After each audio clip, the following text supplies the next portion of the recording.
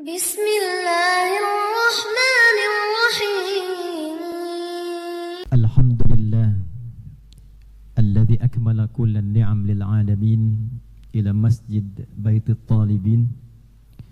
Wassalatu wassalamu ala rasulillah nabiyyina wa habibina Muhammadin wa ala alihi wa sahbihi wa dzurriyyatihi wa ummatihi ila yaumiddin wa ba'd. Yang kita hormati dan kita doakan, mudah-mudahan senantiasa dijaga, dimuliakan dan diberikan kesehatan paripurna oleh Allah Subhanahu wa taala untuk memimpin kementerian ini menuju kementerian yang mencerahkan dan berkemajuan.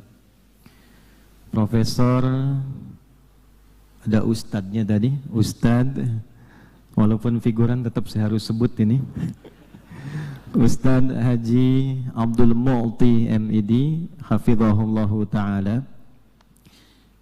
Ini memang agak bukan keren, tapi saya agak sedikit rumit karena tausiah pembuka ini sudah mengambil esensi tausiah kita. Sebetulnya bisa langsung doa ini ya. Memang kami ini chemistry-nya bagus karena sama-sama lahir di bulan September. Beliau tanggal 2, saya tanggal 11. Karena itu beliau tausiah pembuka, saya pengulas. Yang kita hormati, kita muliakan, hadir bersama kita, orang tua kita, ayahanda kita, Profesor Insinyur Satrio Sumantri Bojonegoro. Tadi disampaikan beliau juga dulu bersama Prof. Malik Fajar, Allah yarham, menghidupkan, menginisiasi, membangun dan sehingga kita bisa menikmati Masjid Baitul Talibin ini. Mudah-mudahan digolongkan oleh Allah Subhanahu wa taala pada golongan yang pernah disebutkan Nabi sallallahu alaihi wasallam dalam riwayat Muslim. Imam Muslim mendokumentasikan salah satu hadis dari Nabi berbunyi, man dalla ala khairin falahu ajruhu mithla ajri man amila bihi min ghairi an yankusa min ajrihi syai'. Siapapun yang berkontribusi, memfasilitasi pada kebaikan, ia berpeluang mendapatkan pahala yang sama dengan yang menggunakan aset kebaikan itu tanpa dikurangi sedikit pun. Jadi bila ada yang sholat di sini, ngaji di sini, zikir di sini, infak di sini, insya Allah pahalanya mengalir pada orang-orang yang berkontribusi menghadirkan dan memakmurkan masjid ini, termasuk orang yang telah mendahului kita. Yang kami hormati, kami muliakan seluruh keluarga besar, baik dari Kementerian Pendidikan Dasar dan Menengah, Pak Wamen dan seluruh para pejabat yang saya ikutkan penyebutannya pada Pak Menteri tadi, baik dari Kementerian juga Dikti, Riset dan Teknologi, pun tadi disebut dari Kementerian Kebudayaan, juga keluarga kami, jamaah semua yang datang rindu untuk bisa menggali ilmu di kementerian ini. Semoga semua tanpa kecuali diberkahi oleh Allah di Jumat pertama di awal bulan Sya'ban tahun 1446 Hijrah ini. Bapak Ibu sekalian, karena ini di kementerian, saya ingin mengambil landasan kita mengaji dan mengkaji dari undang-undang dulu. Nanti relevansi undang-undangnya apa kaitannya dengan peristiwa Isra Mi'raj dan pendalilan di dalam Al-Quran, sehingga kita yang mungkin selama ini belum sempat mendalami atas dasar-dasar undang-undang kita memiliki nilai yang dalam dari segi keagamaan bisa tercerahkan kembali. Kalau saya tidak keliru, Pak Menteri mohon nanti diingatkan, di Undang-Undang Nomor 20 Tahun 2003 itu ada 77 pasal, ditandatangani pada tanggal 8 Juli tahun 2003 saat presidennya masih Bu Megawati, kemudian sekretaris lembaran negaranya Pak Bambang Kusowo. Itu kalau Anda buka di pasal menimbang saja, nanti menimbang, mengingat, baru kemudian menetapkan, ada 5 poin, A, B, C, D, kemudian E. Kalau dibuka di poin B, kita mulai dari situ, maka kurang lebih bunyinya begini, bahwa Undang-Undang Dasar Negara Republik Indonesia tahun 1945 mengamanatkan pemerintah, menyelenggarakan, mengusahakan satu sistem pendidikan nasional yang meningkatkan keimanan dan ketakwaan pada Tuhan Yang Maha Esa. Tolong garis bawahin ya, yang meningkatkan keimanan dan ketakwaan pada Tuhan Yang Maha Esa serta akhlak mulia dalam rangka mencerdaskan kehidupan bangsa yang diatur dengan undang-undang. Kurang lebih demikian Pak Menteri itu. Baik. Ada yang menarik ini. Saya coba kaji, termasuk saat mengajar di beberapa institusi, selalu melekat kata takwa, baik di dalam dasar undang-undang ataupun bahkan dasar yang melekat pada janji atau moto yang terkait dengan institusi. Kita coba gali di Sabta Marganya TNI misalnya, ada 7. Yang ketiganya itu ada takwa. Kami Ksatria Indonesia yang bertakwa pada Tuhan Yang Maha Esa, membela kebenaran, kejujuran, dan keadilan. Di polisi itu ada tribrata. Yang pertamanya, kami Polisi Negara Kesatuan Republik Indonesia yang bertakwa pada Tuhan Yang Maha Esa. Di hakim itu ada Pancadharma, 1 dari 5, nomor 1-nya, kami Hakim Negara Kesatuan Republik Indonesia yang bertakwa pada Tuhan Yang Maha Esa. Jadi yang menarik, amanat undang-undang itu sebelum mencerdaskan kehidupan bangsa di bidang pendidikan, itu yang diinginkan itu membentuk pribadi takwa dulu. Ini ada rahasia yang sangat luar biasa ini. Kenapa orang tua kita dahulu, termasuk dari para penyusun undang-undang, itu mengawalkan takwa sebelum kecerdasan intelektual, menghadirkan kekuatan spiritual sebelum mendatangkan kekuatan intelektual. Ternyata secara riset, nanti kita akan kaitkan dengan peristiwa Isra Mi'raj dan esensi sholat. Manusia itu disebut manusia kalau dia memiliki 3 unsur utama. Tolong dicatat siang hari ini, kalau ada yang kurang 1 berarti dia bukan manusia itu. Dia jamaah yang sedang menyamar itu. 1, itu ada fisiknya, bodinya, jasmaninya. Yang kedua, ada akalnya. Untuk membedakan manusia dengan hewan, hewan tidak berakal, manusia berakal. Yang ketiga, itu ada rohnya, rohaninya, sumber kehidupannya. Jadi dari roh, kemudian akal, ada fisiknya. Hilang salah satu, hilang unsur kemanusiaannya. Rohnya hilang, ya, selesai, meninggal. Tinggal jasad, tinggal akal. Jasadnya kemudian kita lihat hilang akal, maka jadi hewan. Tidak ada jasad, tinggal roh dengan akal, gentayangan itu, ya. Jadi disebut manusia, dia harus punya 3 unsur. Ada rohnya, rohaninya, ada aklaninya secara intelektual, ada kemudian jasmaninya secara fisikal. Nah, ini saya ingin bahas sesuatu agak dalam. Ini mungkin jarang banyak dikaji. Karena itu saya minta fokus sedikit banyak, karena biasanya kalau siang, apalagi sudah makan siang dan adanya kajian di masjid, nanti mungkin lain kali Pak Menteri satu saat kita bahas kajian fikih setan, jarang dibahas itu, ya. Kita sering hafal malaikat tapi tidak paham setan itu, ya.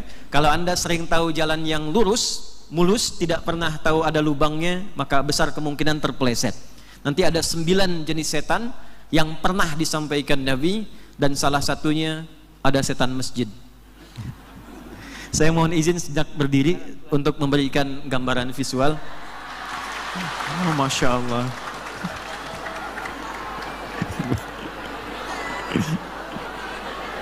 Doanya dikabulkan ya. Baik. Mohon izin supaya saya tidak sia-sia menulis, saya cek. Ibu kelihatan ini? Alhamdulillah. Pak Menteri, cuma di Kementerian Pendidikan Dasar dan Menengah yang jamaahnya punya iman tingkat tinggi, sebelum saya tulis sudah kelihatan. Dari sekian kementerian, saya cuma dapatkan di sini itu. Jadi manusia itu, nanti kita juga akan masuk ke riset supaya agak komplit kajiannya. disebut manusia dan nanti akan unggul bila mampu mengoptimalkan 3 bagian dari dirinya. Satu, ada fisiknya, terkenal dengan jasmani. Kedua, ada akalnya, sisi intelektualnya.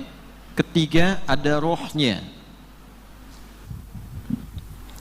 Tugas kita selama hidup bagaimana mengoptimalkan ketiganya ini sehingga menjadi manusia paripurna.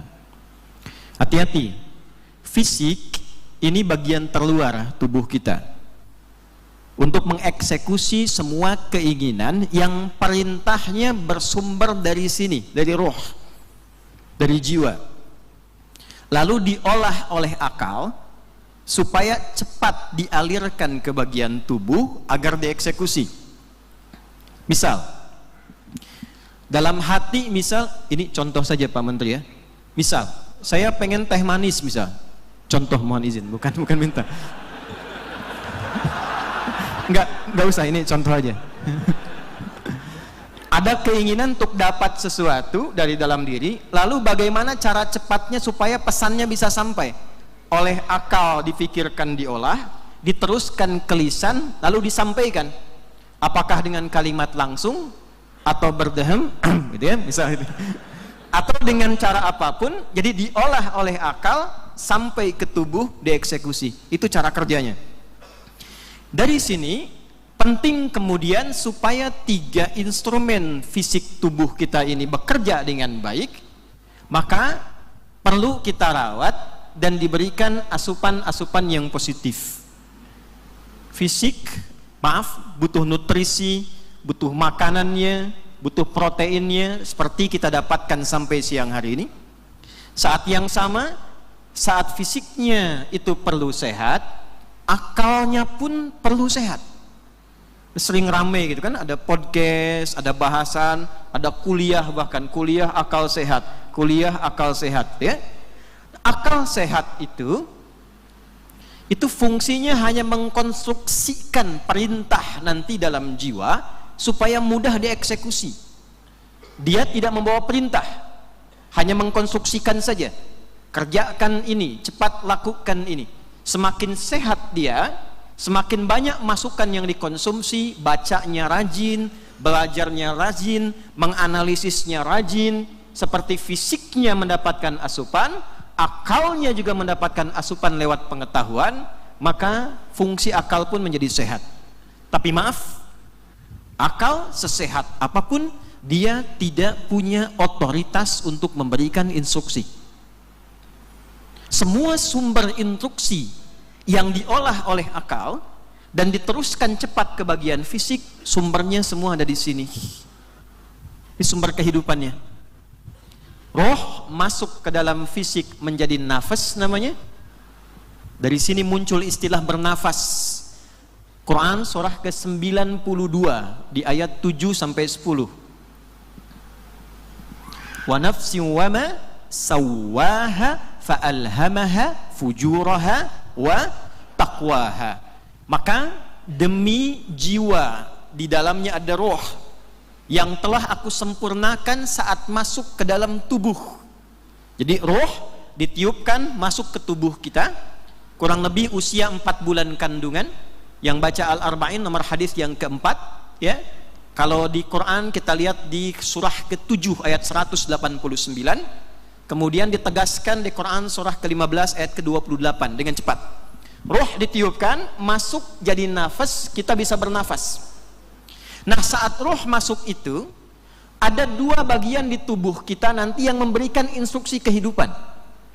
Satu yang positif disebut takwa namanya. Ini ada kutub takwa yang positif. Yang kedua, itu sebetulnya tidak disebut lawan langsung.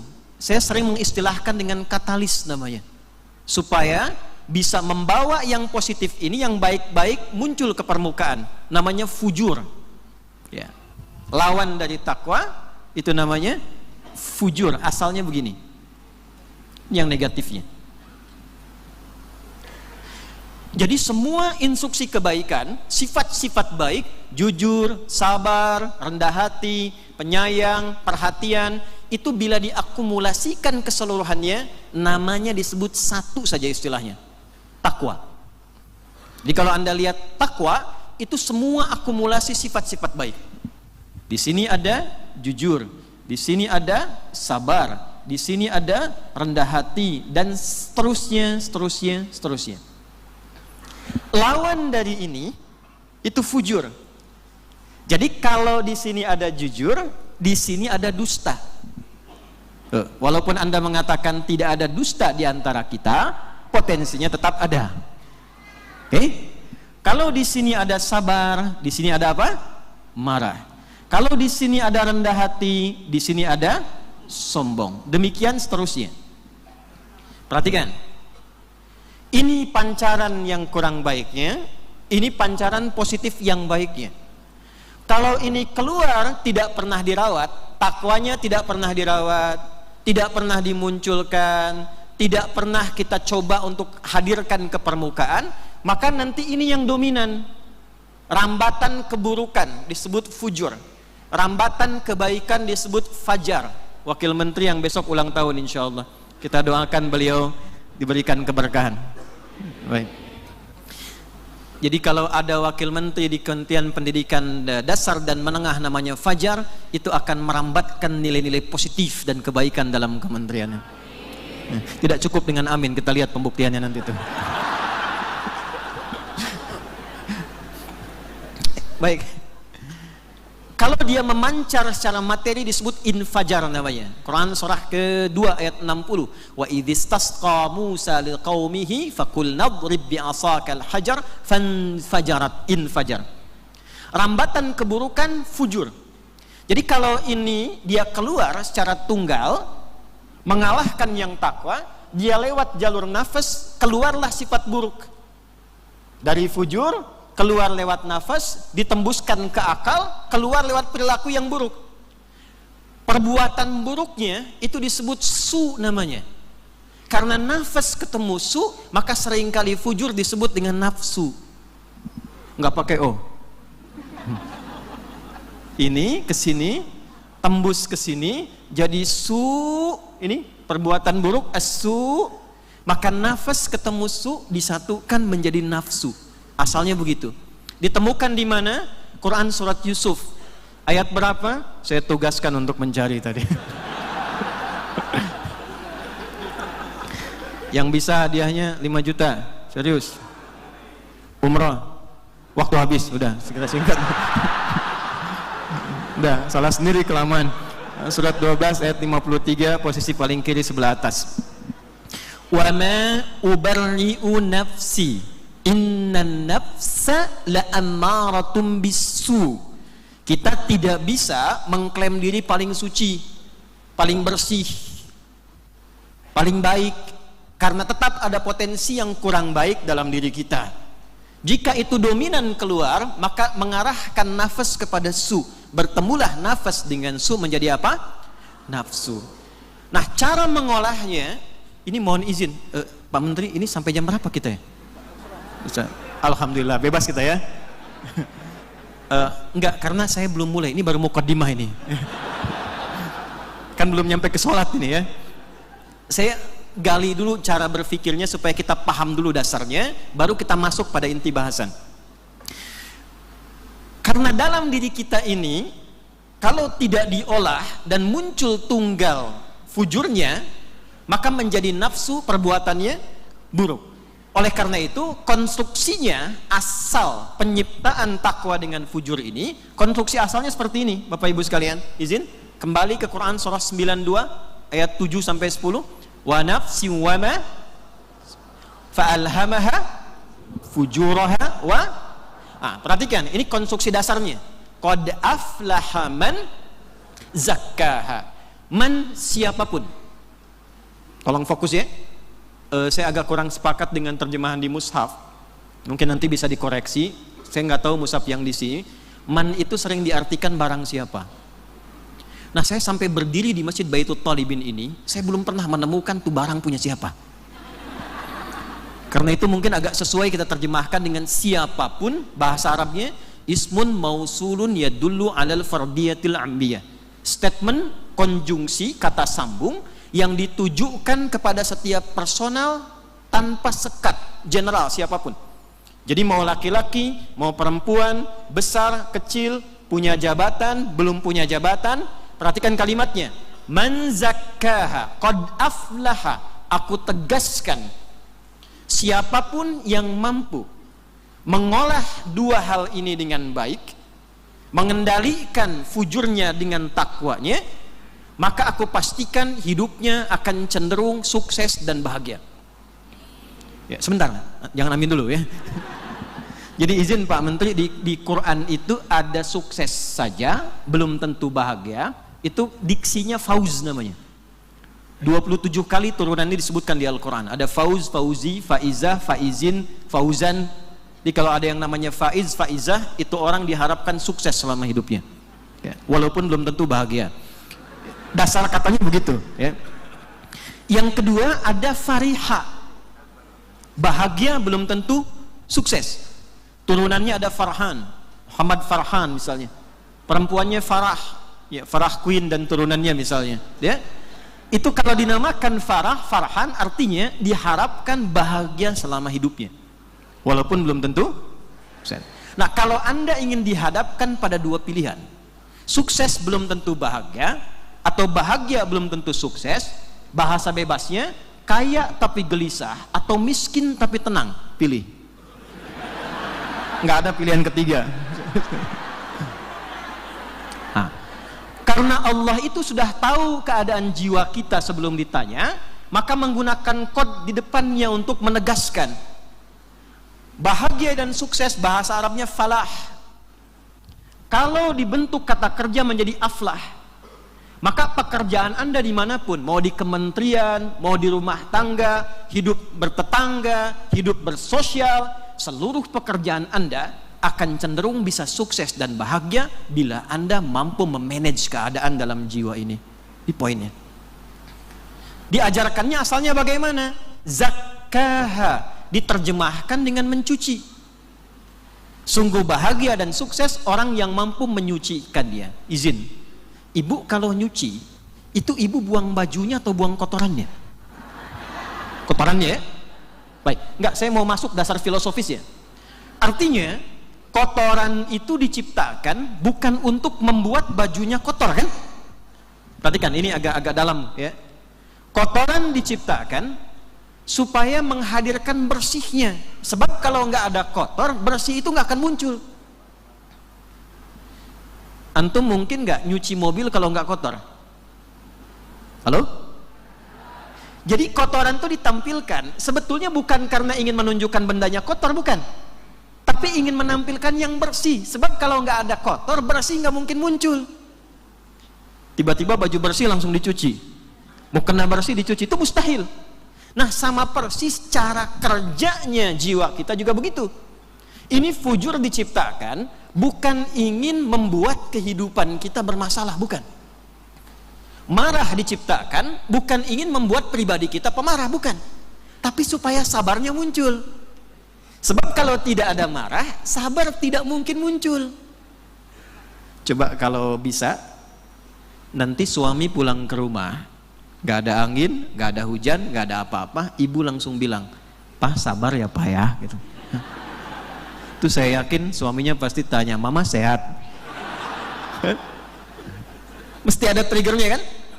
Nah, jadi orang yang cenderung bahagia itu kata Al-Quran, dia yang mampu mengolah semua yang terlihat, yang terdengar kurang baik, berasal dari yang fujur, jadikan katalis untuk mencari yang takwa. Ini poinnya. Prakteknya gampangnya begini, kalau ada pimpinan marah, Anda jangan ikut marah, cari lawannya. Marah lawannya apa?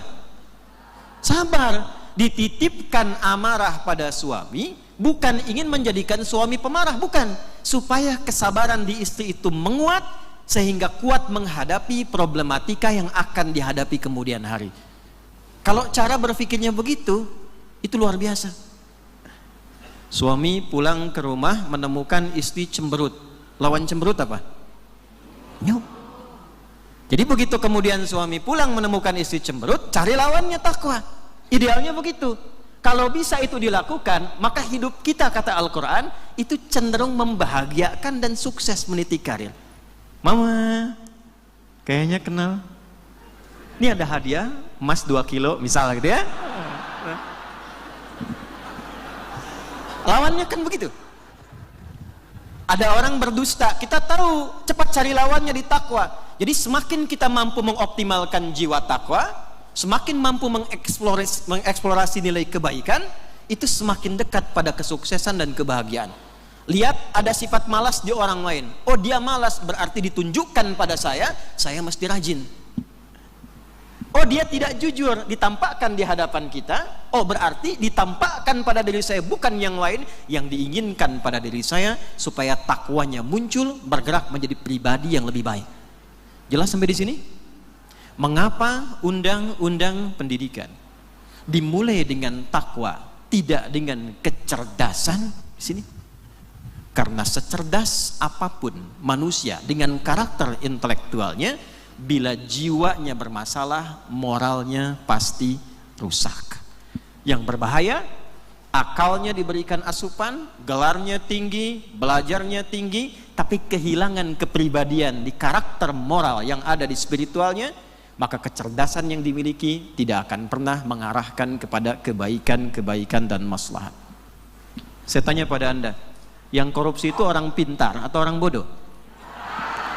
Semakin pintar kan semakin banyak ngambilnya, ya kan?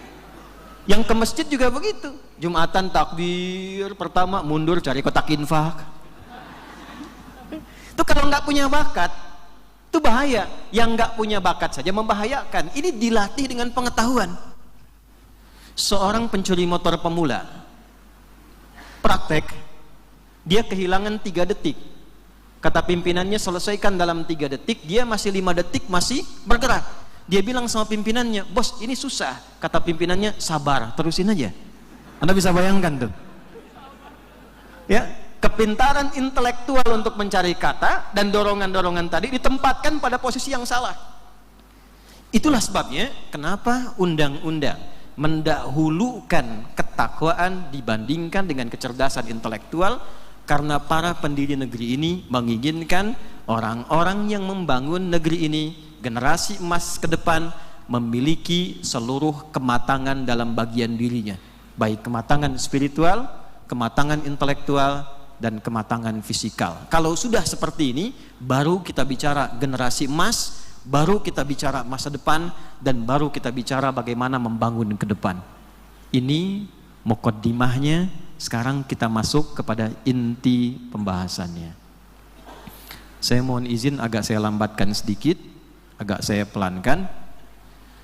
Bagaimana cara kita bisa mengeksplorasi jiwa takwa ini sehingga bisa menjadi pribadi yang baik seutuhnya, mensupport pada kecerdasan akal, dan bisa diterjemahkan dalam kehidupan fisikal kita. Di dalam Al-Quran, kata takwa ini yang mengiringi nafas disebutkan sebanyak 115 kali beserta seluruh derivasinya.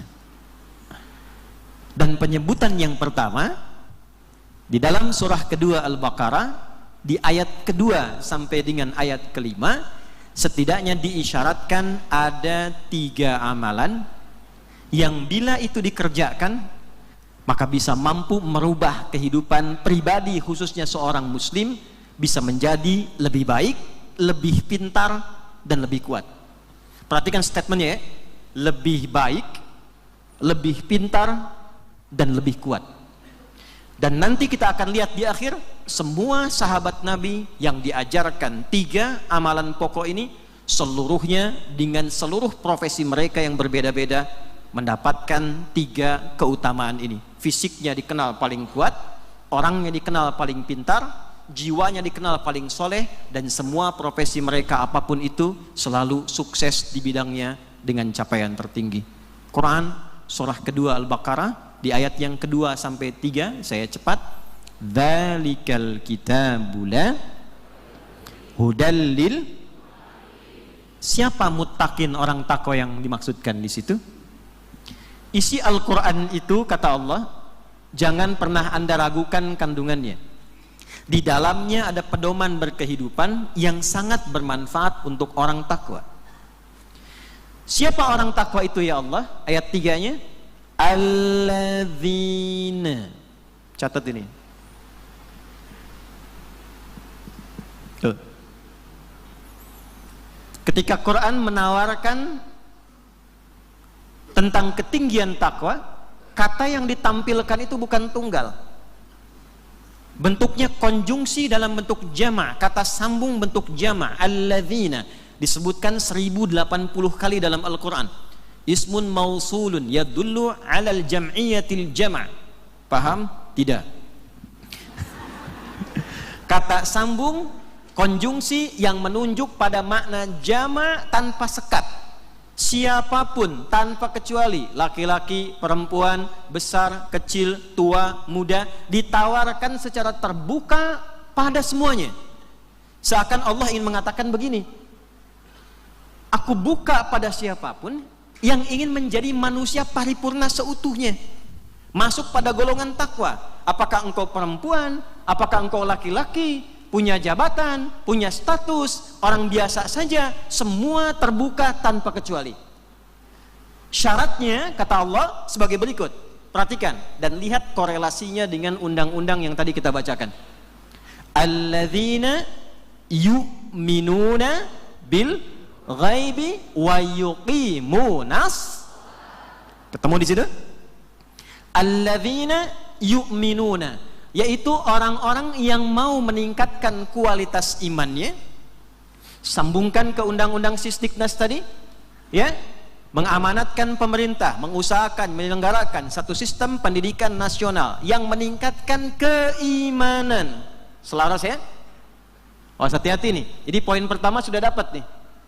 Dan ketakwaan pada Tuhan yang Maha Esa. Wa yuqimunas shalah. Ternyata instrumen takwa itu, kalau kita ingin mengolah potensi baiknya keluar, yang buruknya hilang, yang baik-baiknya muncul, mengarahkan pada kesuksesan, amalan utama yang diperkenalkan oleh Allah adalah sholat. Apa namanya? Amalan pertamanya. Jadi ketika Quran memperkenalkan amalan sholat, itu tidak diperkenalkan dengan amalan formal ritual yang dibuka dengan takbir, ditutup dengan salam, tapi yang diperkenalkan itu oleh Allah terlebih dulu keistimewaannya. Kalau Anda bisa tunaikan dengan benar, lihat kalimatnya Bu, Pak, itu ada iqamah, setelah itu ada alif lam. Silahkan Anda cek semua kata sholat dalam Al-Quran yang bentuknya ibadah, itu selalu menggunakan alif lam dan bentuknya selalu khusus. Kalau tidak pakai kata ganti dhamir, pakai alif lam. Wa aqimus shalah wa atuz zakah. Aqimis salata liduluki syamsi wa aqimis salat, selalu menggunakan bentuk alif lam. Kalau tidak pakai alif lam, itu umum maknanya. Anda mau khusyuk, mau tidak, mau paham, mau tidak, itu masih umum. Tapi kalau menggunakan alif lam, itu seperti artikel the dalam bahasa Inggris. Ya, there are so many cars outside. Itu banyak sekali mobil di luar. Oh, the cars is mine. Mobil yang itu tuh, itu punya saya. Artikel the khusus, spesifik. Di setiap ayat kenapa sholat menggunakan alif lam? Untuk memberikan kesan bahwa sholat itu tidak biasa. Ada keistimewaannya, ada aturannya. Jika Anda tunaikan dengan benar sesuai aturan ini, Anda mendapatkan keistimewaannya. Jadi yang mau saya katakan pertama kali, ketika Allah memperkenalkan sholat dalam Al-Quran sebagai instrumen takwa yang bisa mengajak kita sukses dan bahagia, yang pertama kali diajarin Bu, bukan rukunya, bukan sujudnya, bukan i'tidalnya Pak, tapi yang ditampilkan oleh sholat itu keistimewaannya. Saking istimewanya, sholat satu-satunya ibadah instrumen takwa yang penerimaannya dari Nabi harus diterima dengan cara yang tidak biasa. Ini saya tanya sebentar nih. Puasa diperintahkannya di mana? Halo? Oke. 1 juta. Udah waktu habis. Puasa diperintahkan di Madinah. Tahun keberapa? Tahun kedua hijrah. Puasa itu instrumen takwa. Bulan depan kita puasa. Al-Baqarah ayat 183. Ya ayyuhalladzina amanu kutiba alaikumus kama kutiba alal ladzina min qablikum la'allakum. Puasa instrumen takwa. Haji, umrah diperintahkannya di mana? Di Madinah. Tahun ke-10 hijrah kan, mau terakhir. Baik, haji, umrah itu instrumen takwa. Al-Baqarah 197. Perhatikan kalimatnya. Al-hajju ashhurum ma'lumat, faman farada fihinna al-hajja fala rafatha wala fusuqa wala jidala fil hajj. Wa ma taf'alu min khairin ya'lamhu Allah wa tazawwadu fa inna khairaz zadi taqwa. Infak, zakat diperintahkannya di mana? Di Madinah, tahun kedua hijrah. Anda bayangkan, zakat itu masih diperintahkan di Madinah, di bumi. Haji di bumi. Perhatikan kalimatnya. Umrah juga dengan demikian. Tapi sholat itu berbeda. Saking istimewanya, saking berpengaruhnya pada kehidupan kita, menentukan kualitas kesuksesan dan kebahagiaan seseorang, perintahnya harus dimulai petualangan dari bumi sampai menembus langit. Untuk menunjukkan ada sesuatu yang agung dalam sholat. Saking agungnya, cara menerimanya tidak biasa. Cara pemahaman demikian.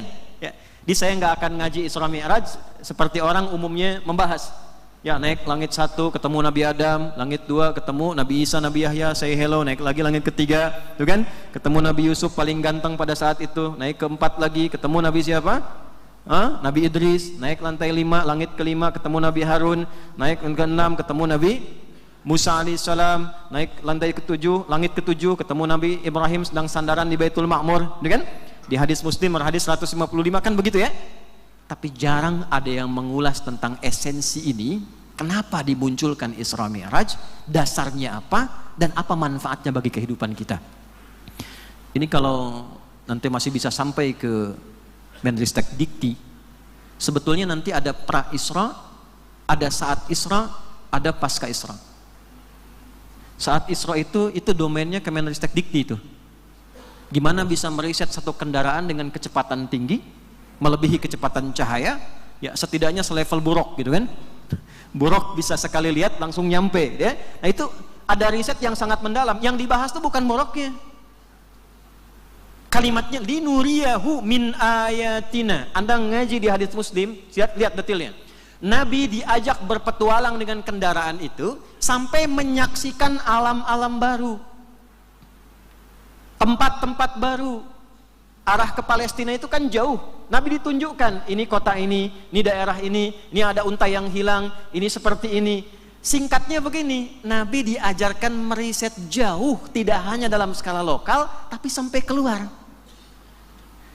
Jadi kalau kita ingin mendapatkan keunggulan, generasi emas, Kementerian Riset, Kementerian Teknologi, bagaimana mengembangkan teknologi yang hebat, di saat yang sama menguatkan riset, tidak hanya di titik terdekat, tapi sampai aspek-aspek ke yang terjauh. Ini cuma karena materinya bukan itu, jadi kita lompat dulu, itu pembuka saja. Ya. Poinnya Bapak Ibu sekalian, teman-teman, ini saya agak semangat. Sampai kemudian di Mi'raj, yang diberikan perintah apa? Sholat kan? Bukan puasa, bukan haji, bukan umrah, bukan zakat, tapi sholat. Pertanyaan saya kenapa? Dan kenapa waktunya 5? Padahal asalnya 50 kan? Datang ke Nabi Musa, balik lagi, datang lagi, balik lagi. Dari 50 menjadi berapa? 5 waktu, tapi 5 ini pun oleh Allah ditetapkan setiap satunya poin 10. Artinya kalau 5 dikalikan 10, 5 kali kita kerjakan, poinnya berapa? 50. Umatnya Nabi Muhammad, kualitas sekali sholatnya sama dengan 10 kali umatnya Nabi Musa menunaikan sholat. Dari segi pahala. Saking pentingnya sholat, pahalanya banyak. Perhatikan kalimatnya. Kualitasnya istimewa. Dan hasilnya dijamin bisa mengantarkan manusia sukses dan bahagia. Nah, saya sampai ke ujung intinya, ternyata ketika kami riset dari berbagai kitab tentang sholat ini, Bapak Ibu sekalian, semua bagian yang melekat pada sholat itu ada maknanya, ada artinya, ada hikmah dan bimbingannya. Dari mulai nama, kenapa 5 waktu, sampai gerakan dan bacaan, dari mulai takbir sampai dengan salam. Inilah yang bisa merubah komunitas masyarakat yang tadinya disebut jahiliyah, tiba-tiba bisa berubah menjadi khairu ummah. Diajarkan pertama kali oleh Nabi itu dengan sholat, bukan dengan yang lain.